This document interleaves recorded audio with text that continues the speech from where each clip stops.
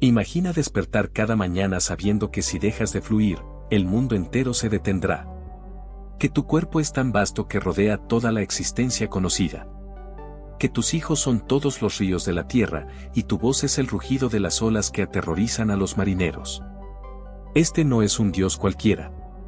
Este es Océano, el titán primordial que los propios olímpicos temían desafiar. Pero su historia ha sido borrada, reescrita, olvidada, hasta hoy. Porque lo que estás a punto de descubrir cambiará todo lo que creías saber sobre la mitología griega. Antes de que Zeus lanzara su primer rayo.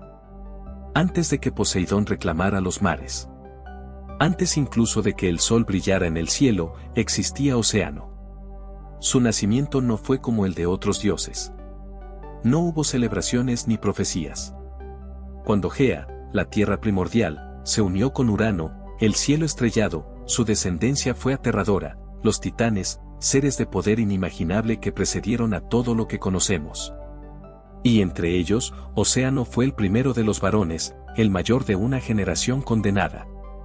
Pero Océano era diferente. Mientras sus hermanos, Cronos, Hiperión, Jápeto, se consumían en ambiciones de poder y dominio, Océano se convirtió en algo más esencial, se transformó literalmente en el río que rodeaba el mundo entero. No gobernaba el agua. Él era el agua. Su cuerpo se extendía en un círculo perfecto alrededor de toda la tierra conocida, un anillo líquido infinito sin principio ni fin, fluyendo eternamente sobre sí mismo. Los antiguos griegos creían que si navegabas lo suficientemente lejos en cualquier dirección, eventualmente llegarías a Océano, aguas oscuras, profundas, incomprensibles. Donde el cielo se encontraba con el mar y las estrellas nacían cada noche desde sus profundidades. Océano no estaba solo en su dominio líquido. Su esposa y hermana, Tetis, no confundir con Tetis la Nereida, madre de Aquiles, era una titánide de belleza imposible, diosa de las aguas nutricias que daban vida. Su unión no fue solo romántica, fue cosmológica. De este matrimonio primordial nacieron miles de hijos. Miles. Cada río que has visto, cada arroyo que has cruzado, cada fuente sagrada de la antigua Grecia, todos eran hijos de Océano y Tetis. Las Oceánides, 3000 ninfas de incomparable hermosura, gobernaban cada cuerpo de agua dulce de la tierra. Y los Oceánidas, 3000 dioses fluviales masculinos, fluían como venas líquidas a través de continentes enteros. El Nilo era su hijo. El Éufrates. El Danubio. El Aqueronte, el río de la aflicción en el inframundo. Incluso Estigia, el río por el cual los dioses hacían sus juramentos más sagrados e inquebrantables, era hija de Océano. Piénsalo, cuando Zeus juraba por la Estigia, estaba jurando por la descendencia de un titán. El poder de Océano impregnaba incluso los votos de quienes lo habían destronado. Y entonces llegó la guerra que definiría el cosmos. Cronos, el padre devorador, había usurpado el trono del cielo castrando a su propio padre Urano. Durante eones, Cronos gobernó con paranoia absoluta, tragando a cada uno de sus hijos al nacer porque una profecía declaraba que sería destronado por uno de ellos. Pero Zeus sobrevivió, escondido por su madre Rea, y cuando creció, desató la venganza. La titanomaquia, 10 años de guerra apocalíptica que desgarró la realidad misma. Montañas usadas como proyectiles. El cielo ardiendo con rayos robados del corazón de las tormentas. El Tártaro abriéndose para tragar ejércitos enteros. Todos los titanes debían elegir un bando. Y aquí está el misterio que ha confundido a los estudiosos durante milenios: Océano no luchó. El titán más poderoso después de Cronos, el dios cuyo dominio rodeaba literalmente todo el campo de batalla, simplemente se retiró. Ni una sola fuente antigua lo menciona tomando armas. Ni por Zeus. Ni por Cronos. ¿Cobardía? Imposible. ¿Sabiduría? Quizás. ¿O sabía algo que los demás no? Algunos textos susurran que Océano vio el futuro en las profundidades de sus propias aguas. Que comprendió una verdad terrible, que esta guerra no era el fin, sino apenas el comienzo de un ciclo eterno de traición entre padres e hijos.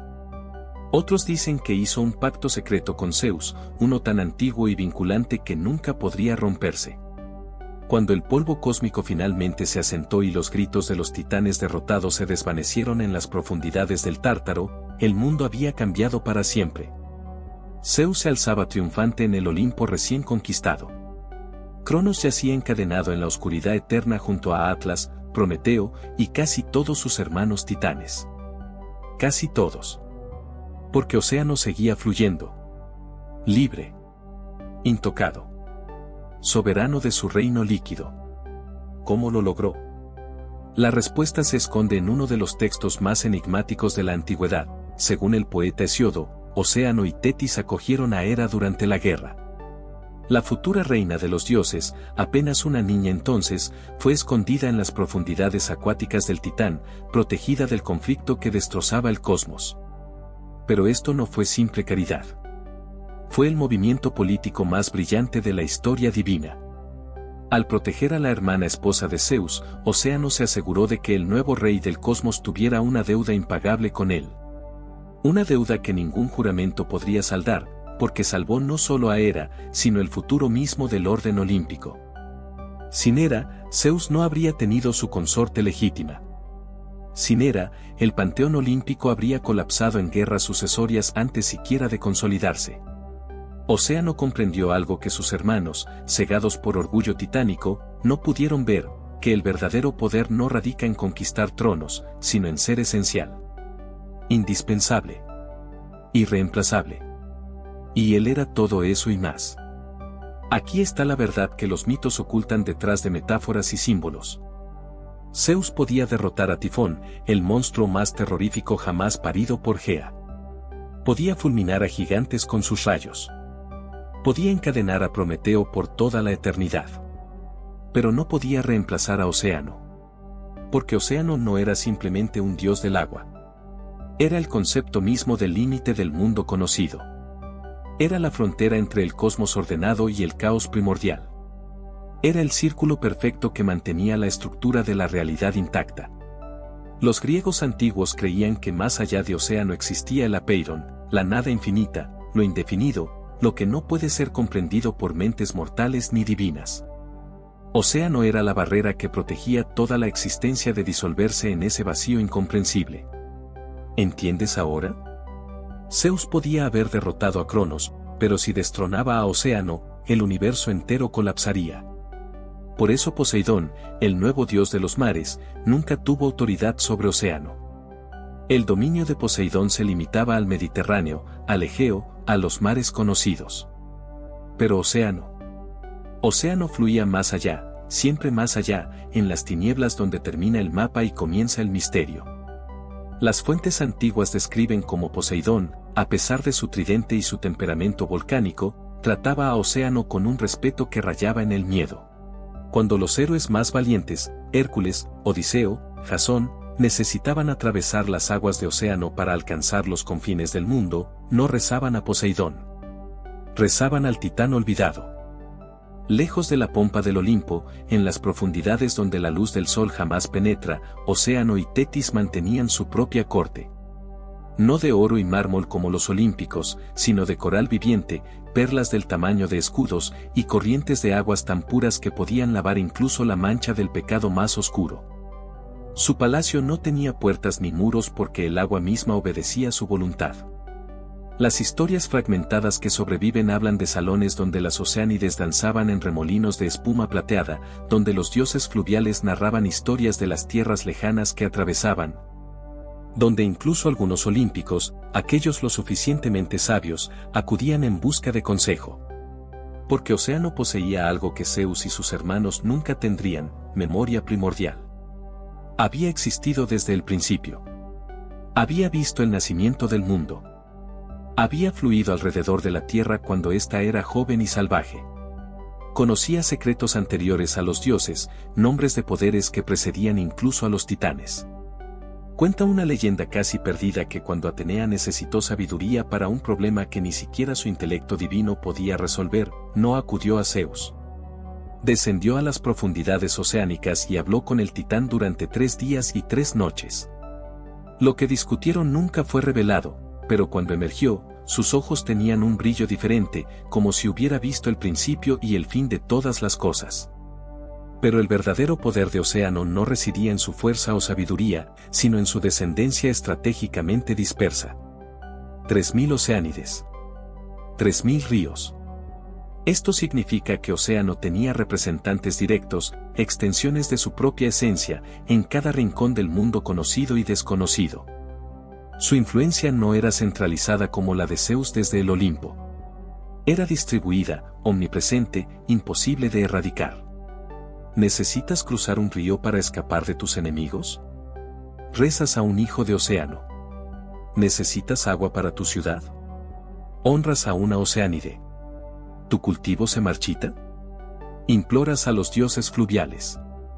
La vida mortal dependía de la descendencia de Océano mucho más que de los rayos de Zeus o la belleza de Afrodita. Y Océano lo sabía. Imagina el cosmos antiguo como un tablero de ajedrez divino. Zeus controla el cielo, lanzando rayos desde su trono. Hades reina sobre los muertos en su reino subterráneo. Poseidón sacude los mares con su tridente. Todos poderes impresionantes, terroríficos incluso. Pero ninguno es esencial para la vida diaria como el agua dulce. Y cada gota de agua dulce en la tierra fluía con la bendición de Océano. Esta fue la jugada maestra del Titán, mientras sus hermanos buscaban gloria en batallas y conquistas, él tejió una red de dependencia tan sutil que cuando los olímpicos finalmente se dieron cuenta, ya era demasiado tarde para deshacerla. Considera esto: Estigia, la hija más poderosa de Océano, se convirtió en el río por el cual los dioses hacían sus juramentos más sagrados. Romper un juramento por la Estigia significaba perder tu poder divino durante 9 años completos, exiliado de la compañía de los inmortales. Ni siquiera Zeus estaba exento de esta ley. ¿Y quién controlaba a Estigia? Su padre. El titán que supuestamente había sido superado por la nueva generación. Las oceánides se casaron estratégicamente con olímpicos y héroes, infiltrando las líneas de sangre divinas. Doris, oceánide, se unió al dios marino Nereo y dio a luz a las 50 Nereidas, incluida Tetis, la diferente, madre del invencible Aquiles. Perseis, otra oceánide, se convirtió en madre de Circe la hechicera y de Eetes, guardián del vellocino de oro. La sangre de Océano fluía por las venas de héroes, monstruos y dioses por igual. Su influencia no era ruidosa ni ostentosa. Era como el agua misma, silenciosa, persistente, inevitable. Pero existe una historia, apenas un susurro en los textos antiguos, que revela la verdadera naturaleza de la relación entre Océano y los olímpicos. Años después de la titanomaquia, cuando Zeus ya gobernaba establecido en el Olimpo, Hera y Océano tuvieron una disputa. Los detalles varían según la fuente, pero la esencia permanece. La reina de los dioses acusó a Tetis y Océano de haber cesado sus deberes conyugales, de ya no unirse como esposos. ¿Por qué le importaría esto a Hera? Porque si Océano y Tetis dejaban de procrear, dejaban de nacer nuevos ríos y fuentes. Y sin nuevas fuentes de agua dulce, el mundo mortal comenzaría a marchitarse. Homero, en la Ilíada, menciona este conflicto de manera críptica. Hera declara que debe viajar a los confines de la tierra fructífera para ver a Océano, origen de los dioses, y a la madre Tetis con el propósito de reconciliarlos. Océano, origen de los dioses.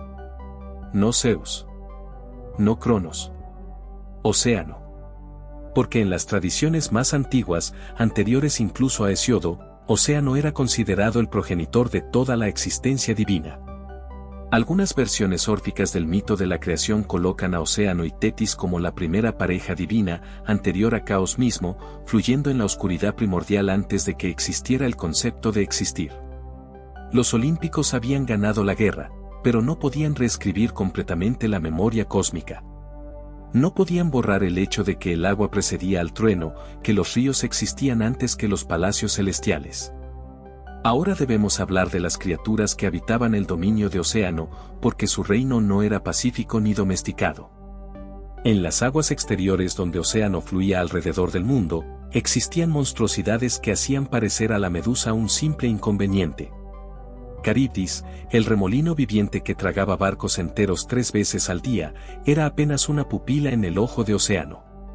Escila, el horror de 6 cabezas que arrancaba marineros de sus cubiertas, era solo una de las incontables guardianas del perímetro acuático.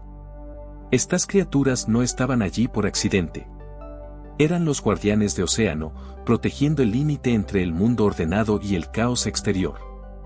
Cada monstruo marino terrorífico que los griegos temían era, en esencia, un soldado del Titán, asegurándose de que los mortales y los dioses demasiado ambiciosos recordaran su lugar. Hércules, durante su 10º trabajo, necesitó viajar al Jardín de las Hespérides, ubicado más allá del río Océano en los confines occidentales del mundo. Para llegar allí, el héroe más fuerte de todos los tiempos no pudo simplemente nadar o navegar. Tuvo que suplicar. Helios, el titán del sol, le prestó su copa de oro, el único recipiente lo suficientemente poderoso para atravesar las aguas de océano sin ser destruido. Hércules apuntó con su arco al mismo océano cuando las olas se volvieron demasiado turbulentas, amenazando al titán. ¿Y cómo respondió Océano? Con calma. Con control. Simplemente aplacó sus aguas y permitió que el héroe pasara. Porque Océano no necesitaba probar su poder. Su existencia era la prueba. Existe un fragmento, casi borrado por el tiempo, en los textos órficos que menciona una profecía relacionada con Océano. Una profecía tan perturbadora que generaciones posteriores de escribas la eliminaron de las copias oficiales de los mitos. La profecía decía así: cuando el último río se seque y la última Oceánide llore su última lágrima, Océano dejará de fluir alrededor del mundo. Y cuando Océano se detenga, las fronteras entre el cosmos y el Apeiron colapsarán. Los dioses caerán. Los hombres cesarán. Y todo regresará al agua primordial de donde surgió. En otras palabras, Océano no era solo un titán que sobrevivió por astucia política. Era el pilar que sostenía toda la realidad. Hay algo inquietante en la naturaleza del agua que los antiguos griegos comprendían instintivamente: el agua recuerda. Cada lágrima derramada eventualmente encuentra su camino hacia un río. Cada sangre derramada en batalla se filtra a través de la tierra hasta las venas acuáticas del mundo. Cada secreto susurrado junto a una fuente, cada juramento pronunciado sobre las aguas, cada traición cometida en la orilla de un río, todo fluye, eventualmente, hacia Océano. El titán no era solo el anillo que rodeaba el mundo. Era el archivo viviente de toda la historia. Cada acontecimiento, cada crimen, cada momento de amor o desesperación quedaba registrado en sus aguas eternas. Los dioses podían mentir. Los hombres podían olvidar. Pero Océano recordaba. Esta es la razón por la que los rituales más sagrados de la antigua Grecia involucraban agua, no para limpiar el cuerpo, sino para que Océano fuera testigo. Cuando un soldado se purificaba antes de la batalla, no lo hacía por higiene. Lo hacía porque sabía que sus acciones serían observadas por algo más antiguo y permanente que los dioses olímpicos. Existe una historia fragmentaria sobre Prometeo, el titán benefactor de la humanidad, quien después de ser liberado de su tormento eterno viajó hasta los confines del mundo para hablar con Océano. Esquilo, en su obra perdida Prometeo liberado, sugiere que Prometeo buscaba algo en las aguas primordiales, respuestas que ni siquiera su don de profecía podía revelarle. ¿Qué le mostró Océano? El texto no sobrevivió. Pero sabemos que Prometeo regresó cambiado, portando un conocimiento que lo hizo aún más sombrío que durante sus siglos de tortura. Debemos hablar de las hijas de Océano, porque su historia es fundamental para comprender el verdadero alcance de su influencia. 3000 Oceánides. Cada una asociada con un cuerpo de agua, pero también con aspectos específicos de la existencia. Metis, diosa de la sabiduría, fue la primera esposa de Zeus antes de que él la devorara por miedo a que diera a luz un hijo más poderoso que él. Electra, la del ámbar, guardiana de las nubes que traían la lluvia. Calíroe, la de hermoso fluir, madre de monstruos y héroes por igual. Pero la más fascinante era Estigia. Estigia significa la odiada o la helada, y ella eligió el bando ganador durante la titanomaquia. Cuando Zeus llamó a los dioses a unirse contra Cronos, Estigia fue la primera en responder, trayendo consigo a sus hijos, Nike, victoria, Kratos, poder, celos, rivalidad, Hybia, fuerza. Estos cuatro se convirtieron en los guardaespaldas personales de Zeus, nunca abandonando su trono. Como recompensa, Zeus decretó que todos los juramentos divinos debían hacerse por las aguas de Estigia. Un honor inmenso, o una cadena brillante. Porque piénsalo, Zeus elevó a Estigia, pero al hacerlo, reconoció públicamente que su propio poder estaba sujeto al de una hija de Océano. Cada vez que un dios juraba por la Estigia y ese juramento lo ataba, era el poder de Océano, fluyendo a través de su hija, el que hacía cumplir la promesa. El orden olímpico entero descansaba sobre fundamentos titánicos que nunca fueron completamente derrocados. Cuando Odiseo, el más astuto de los héroes griegos, necesitó viajar al inframundo para consultar al adivino Tiresias, su primer desafío no fue convencer a Hades. Fue cruzar el río Océano. Homero describe este momento en la Odisea con un lenguaje extrañamente ambiguo: llegamos entonces a los confines de océano de profundas corrientes. El barco de Odiseo navega hasta donde el mundo termina, hasta donde las aguas de océano fluyen en la oscuridad eterna. Pero aquí está el detalle que la mayoría pasa por alto: para llegar al reino de los muertos, Odiseo tuvo que atravesar primero el dominio de Océano. El inframundo no estaba simplemente bajo tierra como imaginamos. Estaba más allá de Océano, en el espacio liminal entre la existencia y la no existencia. Esto significa que Océano era literalmente el portero entre la vida y la muerte, entre el ser y el no ser. Su río separaba no solo tierras geográficas, sino estados de existencia metafísicos. Y cuando Odiseo hizo sacrificios en esa orilla lejana, derramando sangre de cordero negro en la tierra, esa sangre fluyó hacia las aguas de Océano. El titán fue testigo del ritual. El titán permitió el paso. Sin su consentimiento tácito, ningún mortal, ni siquiera el favorito de Atenea, podría haber completado ese viaje. Durante siglos de dominio olímpico, Zeus enfrentó desafíos constantes. Tifón casi lo destruyó. Los gigantes hicieron guerra contra el Olimpo. Incluso sus propios aliados, Hera, Poseidón y Atenea, conspiraron una vez para encadenarlo mientras dormía. Pero Océano nunca se rebeló. Nunca desafió. Nunca reclamó. ¿Por qué? La respuesta más simple es sabiduría estratégica. Pero algunos textos insinúan algo más profundo, más perturbador, que Océano estaba esperando. Los ciclos cósmicos griegos no eran lineales. Eran circulares, como el propio Océano. Urano fue derrocado por Cronos. Cronos fue derrocado por Zeus. La profecía decía que Zeus también sería destronado algún día por un hijo o hija más poderoso. Pero el agua siempre permanecía. El agua era paciente. El agua podía esperar eones sabiendo que todo, incluso los dioses, eventualmente regresaría a ella. Existe un himno órfico dirigido a Océano que dice: «Oh Océano, Padre de los dioses y origen de todo, tú que fluyes eternamente sobre ti mismo, principio y fin de todas las cosas, escucha nuestras plegarias. Tú que permanecerás cuando los tronos se desmoronen y los nombres sean olvidados. Principio y fin. Alfa y Omega». Océano no necesitaba conquistar porque él era lo que existía antes de la conquista y lo que permanecería después. Océano. El titán que nunca dejó de ganar porque nunca jugó el juego como los demás esperaban. El dios que conquistó el cosmos mediante la paciencia infinita y la presencia inevitable. Esa es la verdadera historia de Océano.